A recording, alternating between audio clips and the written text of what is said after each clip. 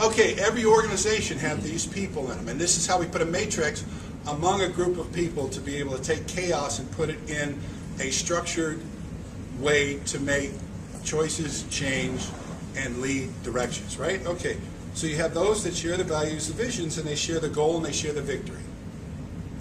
Share values, share goals, share victory, and they make the numbers. These are the Playmakers. And you need them because they produce more, create more, invent more, and they drive other people to perform at higher levels. So the goal is to constantly convert your whole organization to Playmakers. That's what we did with the Baltimore Ravens at the beginning of the season. The next group you have in your team is those that share the value, share the victory, share the vision, share the velocity, they share the goals, but they don't make the numbers. That's training and development. How many know you've got important people on their team that just got a game, but they're missing some information, they're missing some business intelligence, there's some rhythm that's off. Okay, you have to have a system built in where 25% of what your leadership must do is train and develop others. I don't care what you say, that's not going to take them off their game. They will invent a way to do even more with less time. That's the skill they have. That's part of their gift and their training. So you have to have this in play. Does that make sense? Okay? If you don't have that in play, you've got problems. You're making a bad assumption that they're just going to pick it up. Okay? And that's going to cause all sorts of breakdowns upstream and downstreams, and you're going to start producing and working on projects that you don't want and don't make sense and don't create value.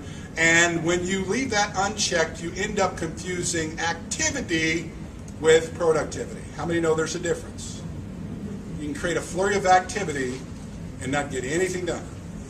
In fact, when we have that going on our team, when leadership doesn't show up, there's some people that spend all day creating activity. No intent of being productive.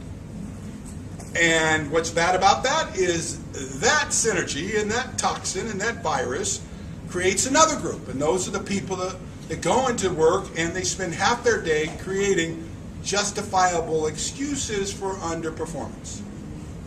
How many know it's possible that that could exist? Okay. Now, if that exists and you nod your head, whose fault is that?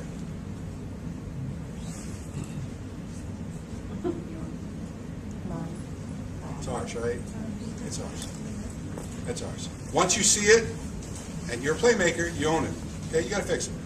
All right, so it's no big deal. I'm not pointing. It's not anger. It's not blame. No emotion. It just is what it is. And so I just develop strategies to fix it. The cool thing is, when you know that there are strategies to fix it, half the problem goes away. Does that make sense? If you know that you don't need to know the strategy, but if you do know that there is a strategy to fix it, doesn't it change your point of view? So all you have to do is find it, right? Okay. This group down here, very interesting group. They don't share the values, victories, vision, or velocity. And they don't share the goals. They don't make the numbers. In the NFL, we call that an easy decision. Love them enough to let them go. Be on your team. If you can't make this decision as a leader, you're not running a business, you're running a recovery center. Amen. I'm just saying.